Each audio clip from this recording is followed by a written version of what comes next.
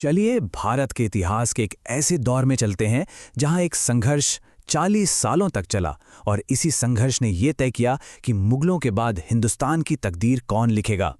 ये कहानी सिर्फ मराठों और अंग्रेजों की लड़ाई की नहीं है, नहीं, ये कहानी है एक विशाल साम्राज्य के पतन की। और वजह कोई बाहरी दुश्मन नहीं, बल्कि घर के अंदर की फूट थी। तो मुकाबला था दो बिल्कुल अलग ताकतों का। एक तरफ था मराठा महासंघ, 5 ताकतवर घरानों का एक गठबंधन जो थे तो शक्तिशाली पर आपस में ही सत्ता के लिए लड़ते रहते थे। और दूसरी तरफ ईस्ट इंडिया कंपनी, एक अकेली एक मजबूत ताकत जिसका एक ही निशाना था, एक ही लक्ष्य था। ये कहानी सिर्फ जंग की नहीं बल्कि इस बात की है कि कैसे एक महान शक्ति को किसी बाहरी ताकत ने नहीं बल्कि उसकी अपनी ही अंदरूनी कलह ने तोड़कर रख दी।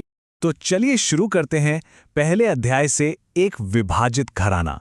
और सबसे हैरान करने वाली बात पता है क्या है? इस कहानी की शुरुआत अंग्रेजों के हमले से नहीं होती। नहीं, उन्हें तो बाकायदा न्योता देकर इस लड़ाई में शामिल किया गया था। देखिए हुआ क्या, इसकी शुरुआत हुई एक पारिवारिक साजिश से। पेशवा माधवराव की मृत्यु के बाद उनके भाई नारायण राव गद्दी पर बैठे, लेकिन उनके अपने ही चाचा रघुनाथ राव ने सत्ता के लालच में उनकी हत्या करवा दी। पर मराठा सरदार चुप नहीं बैठे। नाना फडणवीस जैसे दिग्गजों ने रघुनाथ राव को हटाकर नारायण राव के मासूम बेटे को नया पेशवा घोषित कर दिया। और इसी घर की लड़ाई ने, इसी फूट ने ईस्ट इंडिया कंपनी के लिए वो दरवाजा खोल दिया जिसका वो बेसब्री से इंतजार कर रहे थे। अब सत्ता से बेदखल होकर रघुनाथ राव ने वो कदम उठाया जिसने इतिहास बदल दिया।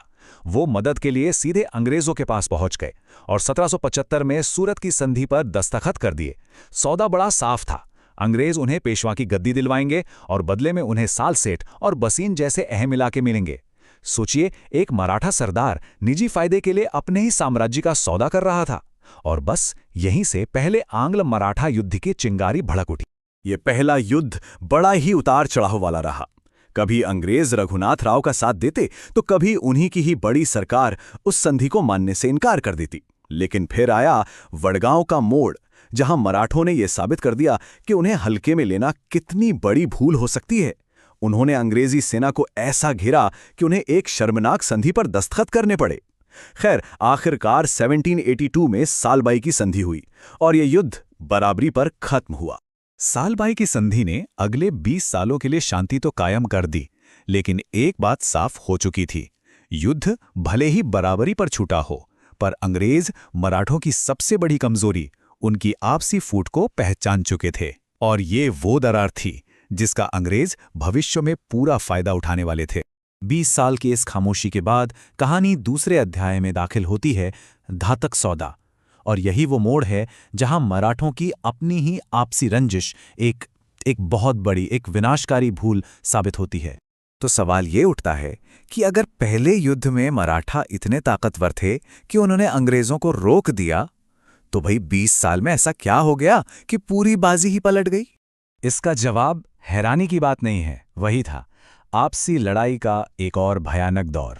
इस बार पेशवा बाजीराव द्वितीय अपने ही एक सरदार जसवंत राव होलकर से जंग हार गए और अपनी गद्दी बचाने के लिए उन्होंने भी वही गलती दोहराई जो रघुनाथ राव ने की थी। वो भागे भागे अंग्रेजों की शरण में चले गए।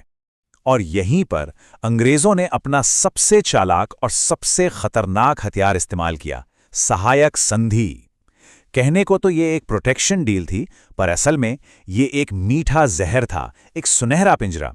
अंग्रेज कहते थे कि हम आपकी हिफाजत करेंगे, लेकिन इसकी कीमत थी आपकी आज़ादी।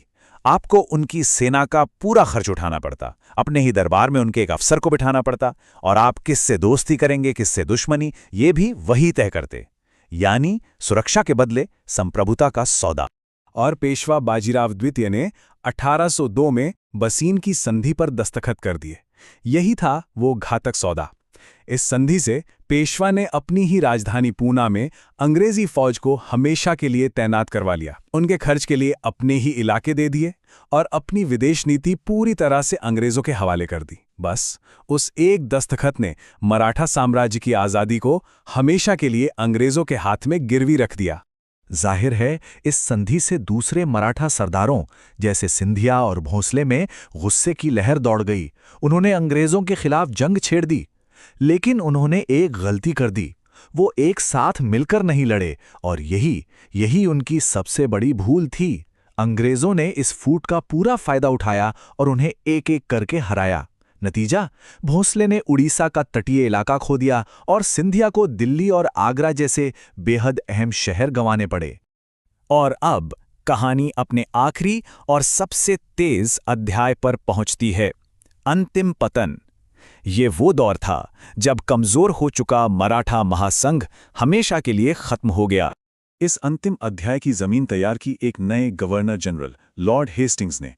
उनका इरादा बिल्कुल साफ था, भारत में ब्रिटिश हुकूमत को सबसे ऊपर स्थापित करना और इसके रास्ते में जो भी आए उसे हटा देना। पेशवा बाजीराव द्वितीय को अब अपनी गलती का एहसास हो रहा था। उन्होंने सभी मराठा सरदारों को एक साथ लाने की एक हताश कोशिश की, लेकिन सच तो यह है कि अब बहुत देर हो चुकी थी। अंग्रेजों की कूटनीति उनसे कहीं आगे थी। उन्होंने सिंधिया जैसे ताकतवर सरदारों को जंग शुरू होने से पहले ही नई संधियों में ऐसा जकड़ा कि वो हिल भी नहीं पाए। और इसके बाद तो जैसे ताश के पत्तों की तरह सब बिखर गया। एक के बाद एक लड़ाइयों में मराठा ताकत चकनाचूर हो गई। पेशवा खड़की की जंग हारे, भोसले सीताबल्दी में और होलकर महिदपुर में। ये मराठा सैन्य शक्ति का आखिरी अंत था। जंग का नतीजा भी उतना ही साफ था। अंग्रेजों ने वो किया जो कभी सोचा भी नहीं गया था। पेशवा का पद, मराठा साम्राज्य का दिल, उसे ही हमेशा के लिए खत्म कर दिया गया। बाजीराव द्वितीय को पेंशन देकर कानपुर के पास भिठूर भेज दिया गया और मराठा साम्राज्य का जो सबसे अहम हिस्सा था उसे सीधे बॉम्बे प्रेसिडेंसी का हिस्सा बना लिया गया। एक महान साम्राज्य का इस तरह अंत हो गया। पर सबसे बड़ा सवाल तो यही है कि आखिर ऐसा हुआ क्यों? मराठा हारे क्यों? तो चलिए जरा इस साम्राज्य के पतन की वजहों को टटोलते हैं। देखिए, मराठों की हार की कोई एक वजह नहीं थी। सबसे पहले उनका नेतृत्व आपस में ही बटा हुआ था।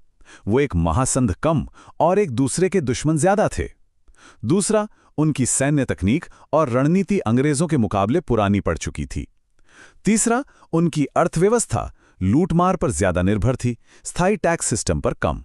और इन सबसे ऊपर अंग्रेजों की कूटनीति और उनकी जासूसी।